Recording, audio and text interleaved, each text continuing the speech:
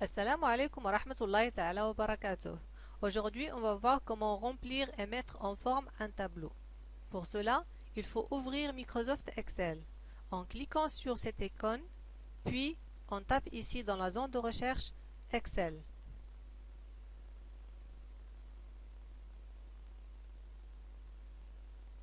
Peu importe la version que vous avez de Microsoft Excel, la méthode reste la même. On clique ici pour ouvrir un nouveau classeur. Commençons par remplir un tableau.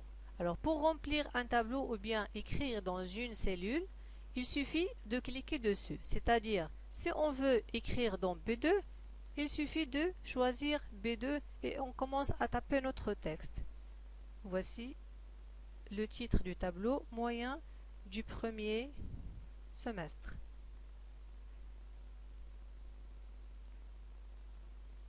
Ici, on tape matière et on continue à remplir le tableau.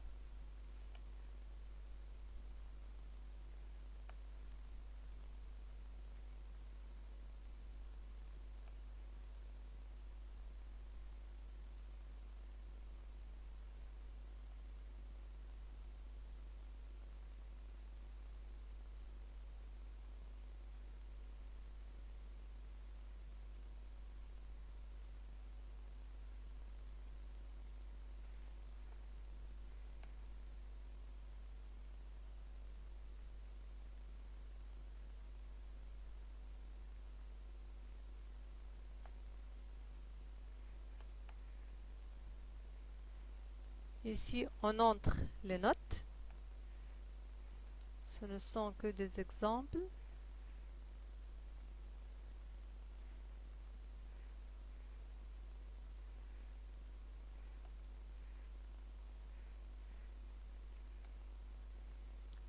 Ici, les coefficients et note fois coefficient.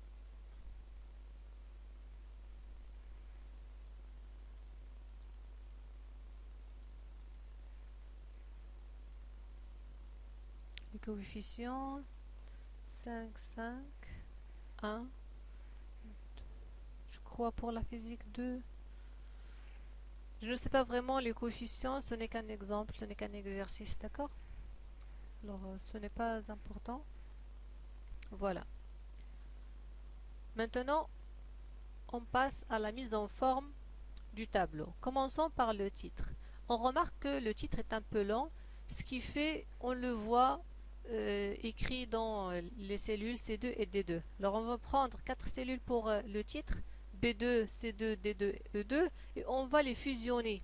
Fusionner les cellules, c'est-à-dire les rendre comme une seule cellule.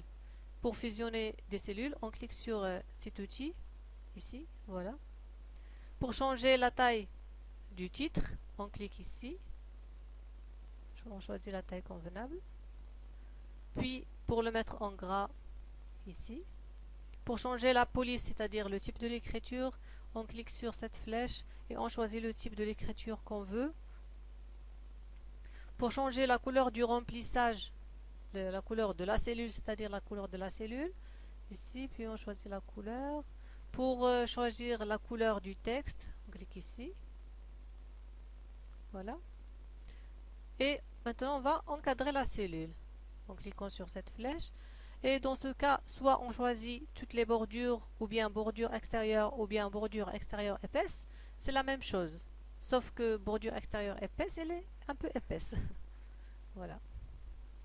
On passe maintenant au tableau. On va sélectionner de B4 jusqu'à E13 et de B15 jusqu'à E15. Voilà. Maintenant, on va choisir dans ce cas toutes les bordures pour tracer toutes les cellules. Voilà.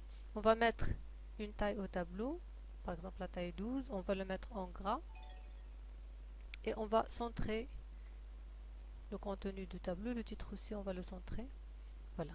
Alors, on va les titres du tableau de B4 jusqu'à E4 et de B5 jusqu'à E13 et de B15 jusqu'à D15.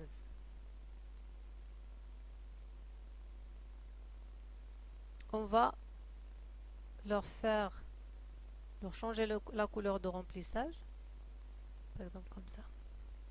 Maintenant, on va ajuster la taille des cellules au contenu, c'est-à-dire ajuster la taille du contenu à la cellule, c'est-à-dire chaque cellule doit avoir la même taille que son contenu. Pour cela, on pose la souris entre les colonnes, entre les lettres alphabétiques, entre B et C, et on double-clique. Entre C et D, double-clic. Entre D et E, la même chose. Et entre E et F, un double-clic, comme ça. On va maintenant fusionner ces trois cellules, de B15 jusqu'à D15, on va les fusionner, les rendre une seule cellule. Voilà. Vous allez écrire votre nom ici, par exemple Mohamed. On va fusionner les cellules de B18 jusqu'à E20. On va les fusionner.